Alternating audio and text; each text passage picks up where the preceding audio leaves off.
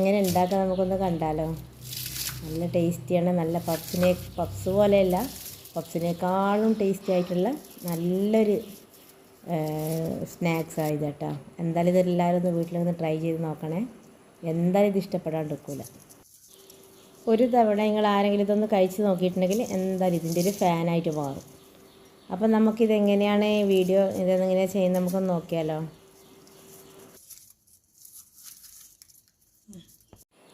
അപ്പോൾ ഇത് ഉണ്ടാക്കാൻ വേണ്ടി ഞാൻ ആദ്യമായിട്ട് തന്നെ ഒരു കപ്പിലേക്ക് ഒരു 3 ടീസ്പൂണോളം ഗീ എടുത്തിട്ടുണ്ട്, സാധാരണ ഒറിജിനൽ പശുനെയ്യ്. അതിനുശേഷം ഞാൻ ഇതിലേക്ക് ഇട്ട് കൊടുത്തിട്ടുള്ളത് 3 ടീസ്പൂണോളം തന്നെ, അത് 3 ടീസ്പൂൺ നെയ്യ് എടുത്തുകൊണ്ട് 3 ടീസ്പൂൺ തന്നെ കോൺഫ്ലവർ ഇട്ട് കൊടുത്തിട്ടുണ്ട് കേട്ടോ. ടീസ്പൂണാണ്, ടേബിൾ സ്പൂണല്ല. അപ്പോൾ ഇത് നല്ലവണ്ണം ഒന്ന് രണ്ടും കൂടെ മിക്സാക്കി എടുക്കുക. ശേഷം ഇതിലേക്ക് നമുക്കൊരു ചേരുവ കൂടി ചേർത്ത് കൊടുക്കണം. ഇതിലേക്ക് ഞാനിപ്പോൾ ചേർത്ത് കൊടുത്തിട്ടുള്ളത് ബേക്കിംഗ് പൗഡർ കേട്ടോ. നമ്മൾ കേക്കൊക്കെ ഉണ്ടാക്കാൻ ഉപയോഗിക്കുന്ന ബേക്കിംഗ് പൗഡറില്ലേ, അതാണ്. ഇത് മൂന്നും കൂടെ നമുക്കിതൊന്ന് യോജിപ്പിച്ചിട്ട് നല്ലപോലെ മിക്സാക്കി നമുക്കൊന്ന് ഫ്രിഡ്ജിൽ ഒരു 1/4 മണിക്കൂറോളം വെച്ച് കൊടുക്കാം. അപ്പോൾ ഇത് നല്ല കട്ടയായിട്ട് വരും. പിന്നെ അത് സെറ്റാകുന്നില്ല. അത് കഴിഞ്ഞിട്ട് നമുക്കിത് പുറത്തെടുത്തിട്ട് വെച്ചിട്ട് വേണം നമുക്കിത് ഉപയോഗിക്കാൻ വേണ്ടിയിട്ട്. അപ്പോൾ ഇത് നമുക്കിത് ഫ്രിഡ്ജിൽ വെച്ച് കൊടുക്കാം.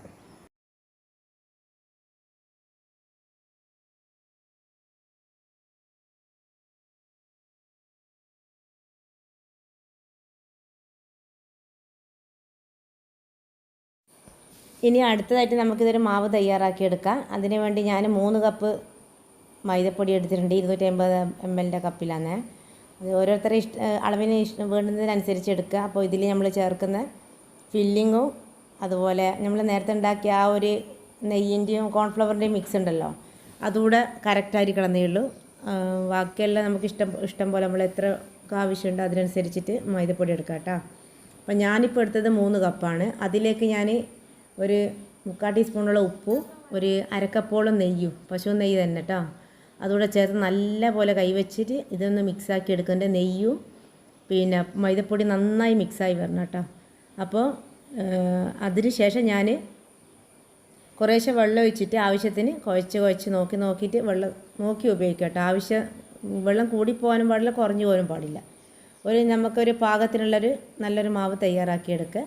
ചപ്പാത്തിക്ക് കുഴക്കുന്നല്ല ഹാർഡായിട്ട് കുഴക്കരുത്, അതുപോലെ നന്ന ലൂസും ആയി പോകരുത്.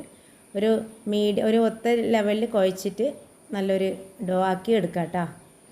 അപ്പോൾ ഞാനിപ്പോൾ ഇവിടെ ഇത് കുഴച്ചെടുത്ത് വെച്ചിട്ടുണ്ട്. ഇനി നമുക്കിതൊന്ന് ഒരു 1/2 മണിക്കൂറോളം റെസ്റ്റ് ചെയ്യാൻ വെക്കാം. കുറച്ച് ഓയിൽ ഞാൻ ഇതിൻ്റെ മേലെ സ്പ്രെഡ് ചെയ്ത് കൊടുക്കുന്നുണ്ട്, കാരണം ഇതൊന്ന് ഡ്രൈ ആയി പോകുന്നതുകൊണ്ട് മാവ്. അപ്പോൾ ഇതൊന്ന് നമുക്ക് അടച്ച് മാറ്റി വെക്കാം.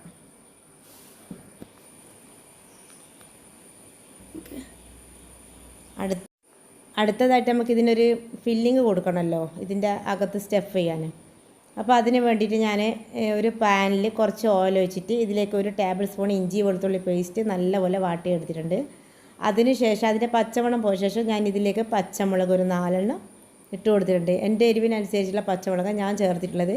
നിങ്ങൾക്ക് ഓരോരുത്തർക്ക് എരിവിനനുസരിച്ചുള്ള പച്ചമുളക് ചേർത്ത് കൊടുക്കുക. ഇനി ഇതിലേക്ക് ഞാൻ 2 കപ്പ് ഉള്ളി കൊത്തി അരിഞ്ഞിട്ട് ചേർത്തിട്ടുണ്ട് കേട്ടോ. 2 കപ്പല്ല, 2 എണ്ണം, ഒരു മീഡിയം സൈസുള്ള 2 എണ്ണമാണ് ചേർത്ത് കൊടുത്തിട്ടുള്ളത്. അത് കൊത്തി അരിഞ്ഞിട്ട് തന്നെ ചേർത്ത് കൊടുക്കണം കേട്ടോ. നീളത്തിൽ അരിയരുത്, ഇങ്ങനെ തന്നെ അരിഞ്ഞിട്ട് ചേർത്ത് കൊടുക്കുക. ഇനി ആവശ്യത്തിനുള്ള ഉപ്പൂടെ ചേർക്കുക, മസാലയ്ക്ക് വേണ്ട. അപ്പോൾ നമ്മൾ ഇതിലേക്ക് ചിക്കൻ്റെ സ്റ്റോക്കാണ് ചേർത്ത് കൊടുക്കുന്നത്. അപ്പോൾ ഉപ്പ് നോക്കിയിട്ട് വേണം ചേർത്ത് കൊടുക്കാൻ, കൂടുതലായി പോരുത്. അപ്പോൾ ഇതിലേക്ക് ഇപ്പോൾ ഞാൻ ചേർത്ത് കൊടുത്തത് 2 ടീസ്പൂണോളം മൈദപ്പൊടിയാണ് കേട്ടോ. മൈദപ്പൊടി ചേർത്ത് കൊടുത്തതിന് ശേഷം ഒന്ന് റോസ്റ്റ് ചെയ്ത ശേഷം നമ്മളിതിലേക്ക് ഞങ്ങൾ ഇതിലേക്ക് ചിക്കൻ ഉപയോഗിക്കുന്നത് പുഴുങ്ങിയിട്ട് കേട്ടോ. പുഴുങ്ങിയിട്ട് മഞ്ഞളിട്ടിട്ടില്ല, ഉപ്പും ചിക്കനും മാത്രമിട്ട് പുഴുങ്ങിയെടുത്തതാണ്. അതിൻ്റെ വെള്ളം ഞാൻ ഇതിലേക്ക് ചേർത്ത് കൊടുത്തിട്ടുള്ളത്. നമുക്ക് എന്തായാലും ചിക്കൻ പുഴുങ്ങുമ്പോൾ ചിക്കൻ്റെ സ്റ്റോക്ക് കിട്ടുമല്ലോ, അപ്പോൾ ആ വെള്ളം ഞാൻ ഇതിലേക്ക് ചേർത്തത്. എന്നിട്ട് അതിന് ശേഷം ഞാൻ 1 ടീസ്പൂണോളം കുരുമുളക് പൊടി ഇട്ട് കൊടുത്തിട്ടുണ്ട്. കുരുമുളക് പൊടി ഇട്ട് കൊടുത്ത ശേഷം അതിലേക്ക് ആ പുഴുങ്ങി മാറ്റിയിട്ട് ഞാനൊന്ന് മിക്സിയിൽ ക്രഷ് ചെയ്തെടുത്ത ഒരു ചിക്കൻ ഒരു ഏകദേശം ഒരു 250 ഗ്രാം ചിക്കനോളം ഉണ്ട് കേട്ടോ. അത് ഞാൻ നല്ലോണം ഒന്ന് പൊടിച്ചെടുത്തതാണ്. നന്ന പൊടിയരുത്, നമുക്ക് ഒരു എന്താ പറയണ്ടേ, ഒരു കടിക്കേണ്ട രീതിയിൽ കിട്ടണം കേട്ടോ. ചിക്കന് നല്ല അരഞ്ഞു പോകരുതെന്നാണ് പറഞ്ഞത്. അപ്പോൾ ഇതിലേക്ക് ഞാൻ ചേർത്ത് കൊടുത്തിട്ടുള്ളത് നമ്മളെ ചില്ലി ഫ്ലേക്സ് ഉണ്ടല്ലോ, അതാ ലാസ്റ്റിലോട്ട് ചേർത്ത് കൊടുത്തിട്ടുള്ളത്. അപ്പോൾ നമ്മളെ പാകത്തിനുള്ള ഉപ്പും എരിവും ഒക്കെ നോക്കുക. അപ്പോൾ നമ്മളെ ഫില്ലിങ്ങും അവിടെ തയ്യാറായിട്ടുണ്ട്. അപ്പോൾ അടുത്തതായിട്ട് നമുക്ക് ഇനി നമ്മളെ കുഴച്ച് വെച്ച മാവിനെ ഓരോ ഉരുളകളാക്കി മാറ്റിയെടുക്കണം. അത് ഞാനിപ്പോൾ ഇങ്ങനെ ആകുമ്പോൾ പെട്ടെന്ന് നമുക്ക് ഉരുളകളാക്കി എടുക്കാൻ പറ്റും. അതുകൊണ്ട് ഞാനൊന്ന് മുറിച്ചെടുക്കാം കേട്ടോ മാവിനെ മൊത്തത്തിൽ. ഇങ്ങനെ മുറിച്ചെടുക്കുമ്പോൾ നമുക്ക് ഒരേ അളവിലുള്ള ബോൾസുകൾ കിട്ടും. അതിന് വേണ്ടിയിട്ടാട്ടോ. അപ്പം നമ്മളിപ്പോൾ എല്ലാം ഇപ്പോൾ ഓരോ ബോൾസാക്കി എടുത്തിട്ട് നമുക്കൊരു പ്ലേറ്റിലേക്ക് മാറ്റി വെക്കാം.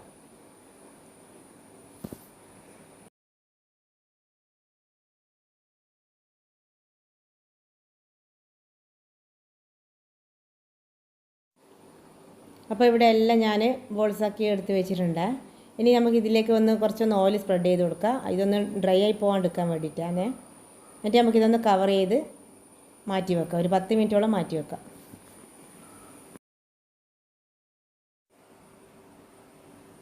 അപ്പം ഞാനിവിടെ എല്ലാം കവർ ചെയ്ത് ഇവിടെ മാറ്റി വെച്ചിട്ടുണ്ട്. ഇനി നമുക്കിത് കുറച്ച് സമയം കഴിഞ്ഞിട്ട് ഇതൊന്ന് പരത്തിയെടുക്കണം. അടുത്തായിട്ട് നമ്മളിപ്പോൾ നേരത്തെ ഫ്രിഡ്ജിൽ വെച്ച ആ ഒരു മിക്സ് ഉണ്ടല്ലോ, അതിവിടെ റെഡി ആയിട്ടുണ്ട് കേട്ടോ. കണ്ട നല്ല കട്ടയായിട്ട് വന്നിട്ട് ഇത് ഞാൻ ഫ്രിഡ്ജിലാണ് വെച്ചിന്, ഫീസറിലല്ല. ഇനിയിപ്പോൾ ഇത് നമ്മളിപ്പോൾ പരത്തി എടുത്ത് വരുമ്പോഴത്തേക്ക് ഒരു 10 മിനിറ്റ് ആകുമ്പോൾ ഇതൊന്ന് ലൂസായിട്ട് വരും. അപ്പോൾ നമുക്ക് ആ ഒരു മാവിലേക്ക് പെട്ടെന്ന് തന്നെ സ്പ്രെഡ് ചെയ്ത് കൊടുക്കാൻ പറ്റും കേട്ടോ.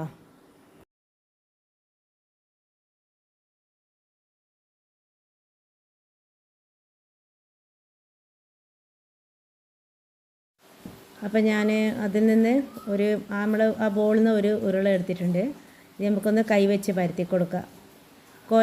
ചപ്പാത്തി കോലിൻ്റെ ആവശ്യമൊന്നുമില്ല കേട്ടോ. നമ്മളെ കൈ കൊണ്ട് തന്നെ നമുക്കിത് നല്ലപോലെ പരത്തിയെടുത്തിട്ട് നമ്മൾ നേരത്തെ തയ്യാറാക്കിയ ആ മിക്സ് ഇത് നമുക്ക് കുറച്ച് കട്ടായിട്ടുണ്ടാവും. ഇതിനെ ഒന്ന് ലൂസായിക്കോളും കുറച്ച് സമയം കൂടി കഴിയുമ്പോൾ. അപ്പോൾ നമുക്ക് നല്ലപോലെ എല്ലായിടത്തും ഒരുപോലെ നമുക്കിത് തേച്ച് കൊടുക്കാൻ പറ്റും. ഇങ്ങനെ തന്നെ കൈവച്ചിട്ട് തന്നെ. ഇതിപ്പോൾ പരത്തുന്നത് മനസ്സിലായെന്ന് വിചാരിക്കുന്നുണ്ട്. അതായത് ഒരു വശത്തുനിന്ന് അതിൻ്റെ നടുവരെ നമ്മളൊരു ഭാഗത്തേക്ക് ഇത് മടക്കി കൊടുത്ത ശേഷം മറ്റേ ഭാഗത്തുനിന്ന് ഇതിൻ്റെ മേലേക്ക് വെച്ച് കൊടുക്കുക. അങ്ങനെ 4 സൈഡിൽ നിന്നും അങ്ങനെ തന്നെ പരത്തി ഒരു സ്ക്വയർ പോലെ ഇതുണ്ടോ പരത്തി എടുത്തിട്ട് നമുക്കിതൊന്ന് മാറ്റി വെക്കാം. രണ്ടാമതൊന്നുകൂടെ ഞാൻ കാണിക്കുന്നുണ്ട്. അപ്പോൾ ഇത് കൈ കൊണ്ട് തന്നെ ഞാൻ 2 കൈ വെച്ച് തന്നെ ഞാൻ പരത്തിയിട്ടുള്ളത്. നല്ലോണം തിന്നായിട്ട് തന്നെ ഞാൻ പരത്തിയിട്ടുണ്ട്. പരത്തുമ്പോൾ അങ്ങനെ പരത്തി കൊടുത്താൽ ഈ ലെയർ ഒന്നുകൂടെ നല്ല ഇതായിട്ട് വരും, നല്ല മൊരിയായിട്ട് വരും. അപ്പോൾ നമ്മളെ ആ ഒരു സ്പ്രെഡ് ഇപ്പോൾ കണ്ട മെൽറ്റായി വന്നില്ലേ, നേരത്തേക്കാളും ഒന്നുകൂടെ സ്മൂത്തായിട്ടുണ്ട്. അപ്പോൾ നമുക്ക് വേഗം തന്നെ അത് ചെയ്തെടുക്കാൻ പറ്റും അതിൻ്റെ മുകളിൽ. അപ്പോൾ ഒരു വശത്തുനിന്ന് ഇതിൻ്റെ നേരെ പകുതി വരെ മടക്കി കൊടുക്കുക. അപ്പോൾ മറ്റേ വശത്തുനിന്ന് ഇതിൻ്റെ മേലേക്കും വെച്ച് കൊടുക്കുക. അങ്ങനെ 2 സൈഡിൽ നിന്ന് ഒരു ഭാഗത്തുനിന്ന് പകുതി മടക്കുക, അത് ഇതിൻ്റെ മേലേക്കും വെച്ച് കൊടുക്കുക. അങ്ങനെയാണ് കേട്ടോ. അപ്പോൾ മനസ്സിലായെന്ന് വിചാരിക്കുന്നുണ്ട്. അപ്പോൾ ഞാനെല്ലാം ഇവിടെ പരത്തിയെടുക്കട്ടെ ഇനി, എന്നിട്ട് കാണിക്കാം. അപ്പോൾ ഞാനെല്ലാം പരത്തിയെടുത്ത് ഒന്ന് ക്ലിംഗ് റാപ്പ് വെച്ചിട്ട് ഒന്ന് കവർ ചെയ്ത് വെച്ചിട്ടുണ്ട് ഒരു 10 മിനിറ്റ്. അപ്പോൾ അത് 10 മിനിറ്റ് ശേഷം ഞാൻ വീണ്ടും അതിൽ നിന്നൊരു മാവ് എടുത്തിട്ട് പരത്താണ്, രണ്ടാമതും പരത്തുന്നതാണ് ഇത്. അപ്പോൾ ഇതിൽ ഓയിലോ ഒന്നും ചേർക്കണ്ട കേട്ടോ. വെറുതെ ജസ്റ്റ് ഒന്ന് മടക്കിയെടുത്താൽ മതി. പരത്തിയിട്ട് നമ്മൾ നേരത്തെ ചെയ്ത ആ ഒരു പ്രോസസ്സ് തന്നെ അതന്നെ ചെയ്ത് കൊടുക്കുക. ഒരു ഭാഗത്ത് പകുതി മടക്കുക, അങ്ങനെ മടക്കി 4 ഒരുപോലെയാക്കി 4 ഭാഗം ഒരു സ്ക്വയർ നേരത്തെ മടക്കിയ പോലെ തന്നെ ഒരു സ്ക്വയർ ടൈപ്പിലേക്ക് തന്നെ ആക്കിയെടുക്കുക. അപ്പോൾ ഇത് കണ്ടോ, ഒന്നുകൂടെ ഞാൻ കാണിക്കുന്നതാണ്. ഈ വീഡിയോയിൽ കാണുന്നത് പോലെ തന്നെ നേരത്തെ കാണിച്ചതുപോലെ തന്നെ മടക്കിയെടുക്കുക. ഇതിലേക്ക് നമ്മളൊന്നും ചേർത്തിട്ടില്ല കേട്ടോ. ഇപ്രാവശ്യം രണ്ടാമത്തെ മടക്കം നമ്മൾ ഒന്നും ചേർത്തില്ല, ജസ്റ്റ് ഒന്ന് പരത്തിയിട്ട് തന്നെ മടക്കിയെടുത്തെന്ന് മാത്രമേ ഉള്ളൂ. അതിന് മൂന്നാമത് നമ്മളിപ്പോൾ പരത്താം കേട്ടോ. ഇതിപ്പോൾ 3ാമത്തെ തവണയാണ്. അത് അധികം വലിയതായിട്ട് പരത്തണ്ട, ഒരു ചെറിയൊരു എന്താ പറയേണ്ട, നമ്മളൊരു ഇറച്ചിപ്പത്തിലൊക്കെ കട്ട് ചെയ്യില്ല റൗണ്ടായിട്ട്, അതുപോലെ അത്ര വണ്ണത്തിൽ അത്ര വണ്ണത്തിൽ പരത്തിയെടുത്താൽ മതി കേട്ടോ. ഓവറായിട്ട് പരത്തരുത്. അപ്പോൾ ഇതിപ്പോൾ നല്ല അത്യാവശ്യം തന്നെ ഞാൻ ഇതിലേക്ക് ഫില്ലിങ് വെച്ച് കൊടുക്കുന്നുണ്ട്. പിന്നെ എന്നാൽ ഇതൊരു ടേസ്റ്റ് നല്ലോണം ഉണ്ടാവുക.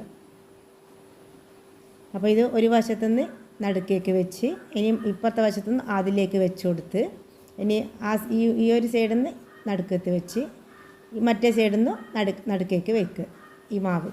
അപ്പോൾ ഇപ്പോൾ നമുക്ക് 4 ഭാഗം കിട്ടുന്നുണ്ടല്ലോ, 4 മൂല കിട്ടുന്നുണ്ടല്ലോ ഈ ഒരു ഇതിന്. അപ്പോൾ ഈ 4 മൂല ഓപ്പോസിറ്റ് സൈഡിലേക്ക് മടക്കി കൊടുക്കുക. ഇപ്പോൾ ഈ സൈഡിൽ നിന്ന് മടക്കുമ്പോൾ മറ്റേ സൈഡിൽ നിന്ന് ഓപ്പോസിറ്റ് സൈഡിൽ നിന്ന് അതിലേക്ക് വെച്ച് കൊടുക്കുക. അപ്പോൾ അതുപോലെ തന്നെ മറ്റേതും ചെയ്തെടുക്കുക. അപ്പോൾ ഇത് ഒരിക്കലും നിങ്ങൾ വിചാരിക്കുന്ന രീതിയിലേക്ക് നെയ്യ് കയറൂലേ, ഒരിക്കലുമില്ല. നെയ്യിലൊന്നും ഇട്ട് കൊടുക്കുക, നമ്മൾ ഡീപ്പായിട്ട് തന്നെ ഫ്രൈ ചെയ്തെടുക്കുന്നതാണ്. ഒരിക്കലും ഇത് നെയ്യ് കയറൂല കേട്ടോ, നല്ല കോട്ടിങ് ഇത്. ഇങ്ങനെ ചെയ്ത് നോക്കിയാൽ നിങ്ങൾ. എന്നിട്ട് ഇതിൻ്റെ മേലെ ഭാഗം ഒന്ന് നമുക്ക് ലെവലാക്കി എടുക്കണം. ഒരു ഭാഗം പൊന്തിയിട്ട് ഒരു ഭാഗം താണ്ടില്ല, എല്ലാം ഒരുപോലെ ആക്കി എടുക്കുക. ഇത് പൊട്ടിപ്പോകുക ഒന്നും ചെയ്യില്ല. നമ്മളിപ്പോൾ സാധാരണ ഇറച്ചിപ്പത്തിലൊക്കെ നമ്മൾ ഉണ്ടാക്കുന്ന സമയത്ത് ചിലപ്പോൾ നെയ്യ് കുടിക്കാനും നെയ്യ് കയറാനൊക്കെ ചാൻസ് ഉണ്ടല്ലോ. പക്ഷേ ഇതിൽ ഞാനിപ്പോൾ 3-4 പ്രാവശ്യം ഉണ്ടാക്കിയ സമയത്ത് എനിക്ക് നെയ്യ് കുടിച്ചിട്ടേ ഉണ്ടായിട്ടില്ല. നല്ല ടേസ്റ്റും ഉണ്ടായിരുന്നു. നല്ല പപ്സ് ബാക്കിൽ നിൽക്കണമെന്ന് പറയേണ്ടി വരും, അത്രക്കും ടേസ്റ്റാണ്. ഒന്നുമല്ല ഇതിൻ്റെ അടുക്കെന്ന് പറയേണ്ടി വരും. അപ്പോൾ നിങ്ങളിത് ആർക്ക് ഈ റെസിപ്പി ഒന്ന് ഉണ്ടാക്കി കൊടുത്താലും അവർക്ക് ആർക്കും ഇഷ്ടപ്പെടാണ്ടിരിക്കില്ല. ഇനി അടുത്തതായിട്ട് നമുക്ക് ഇതിലേക്ക് ഇത് ഫ്രൈ ചെയ്തെടുക്കണം. അപ്പോൾ ഞാൻ എല്ലാം തയ്യാറാക്കി വെച്ച ശേഷമാണ് ഇത് ഫ്രൈ ചെയ്യുന്നത്. അപ്പോൾ ഇതിപ്പോൾ വെറും ചൂട് എൻ്റെ വിരലിട്ട് കുത്തി നോക്കിയപ്പോൾ കണ്ടിട്ടുണ്ടാവും എന്ന് വിചാരിക്കുന്നത്.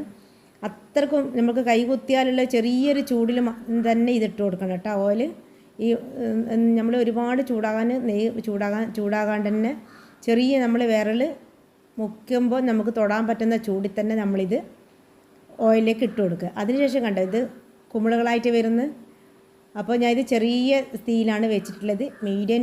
ഇപ്പോൾ ചെറിയ തീയിൽ ഇപ്പോൾ കുറച്ചുകൂടെ ഫ്രൈ ആകാൻ തുടങ്ങി ചെറുങ്ങനെ. അതാണ് ഇതിൻ്റെ ഏറ്റവും ശ്രദ്ധിക്കേണ്ട ഒരു ഭാഗം കേട്ടോ. ഞാൻ ആ ഫസ്റ്റ് ടൈം ഉണ്ടാക്കിയ സമയത്ത് എൻ്റെ അടുക്കുന്ന നല്ല മിസ്റ്റേക്ക് പറ്റിയെന്ന് വെച്ചാൽ ഇത് മൊത്തം ഞാൻ മീഡിയം ടു ലോ ഫ്ലെയിമിലിട്ട് വെച്ചതാണ്. എൻ്റെ ഗ്യാസിന് കുറച്ച് തീ കൂടുതലായിരുന്നു. അപ്പോൾ നല്ലോണം ഫ്രൈ ആയിട്ട് മുകളിൽ വന്ന്, പക്ഷേങ്കിൽ ക്രിസ്പി ആയിട്ടുണ്ടായില്ല.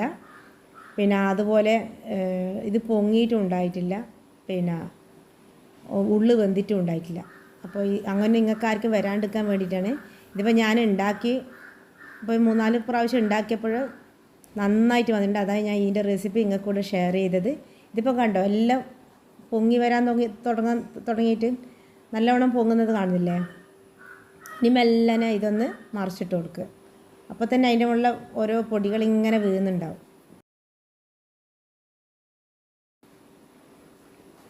അപ്പോൾ എല്ലാവരും ഇതൊന്ന് വീട്ടിൽ തയ്യാറാക്കി നോക്കണേ. ഇത് അത്രക്കും ഞാൻ ഉണ്ടാക്കിയിട്ടുള്ള ഒരു സ്നാക്സിൻ്റെ റെസിപ്പിയിൽ ഏറ്റവും കൂടുതൽ എനിക്ക് ഇഷ്ടപ്പെട്ട ഒരു റെസിപ്പി കേട്ടോ ഇത്.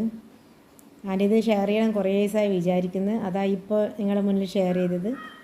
പിന്നെ ഇത് ചെറിയ തീ തന്നെ ഇതിങ്ങനെ ഒന്ന് ഫ്രൈ ആയ ശേഷം ഒരു മീഡിയം ടു തീ കുറച്ചിട്ട് മീഡിയം ടു ലോ ഫ്ലെയിം തന്നെ വെക്കുക. അതാണ് ഇതിൻ്റെ ഏറ്റവും ഒരു ഇമ്പോർട്ടൻ്റ് ആയിട്ടുള്ളൊരു കാര്യം. ബാക്കിയെല്ലാം നമുക്ക് ചെയ്ത് കൊടുക്കാൻ വേഗം പെട്ടെന്ന് കഴിയും. അപ്പോൾ എൻ്റെ ഏകദേശം ഇത് 3 ആയിട്ടുണ്ട്. അത് ഇട്ട് കൊടുത്തത് ഏകദേശം ആയിട്ടുണ്ട്. നല്ലോണം ഫ്രൈ ആയിട്ടുണ്ട്. ഇത് നല്ല ഉള്ളെല്ലാം നല്ലോണം വെന്ത് കിട്ടിയിട്ടുണ്ടാവും. അപ്പോൾ നിങ്ങളിത് എന്തായാലും ഇതൊന്ന് ട്രൈ ചെയ്ത് നോക്കുമെന്നുള്ള വിശ്വാസം എനിക്കുണ്ട്.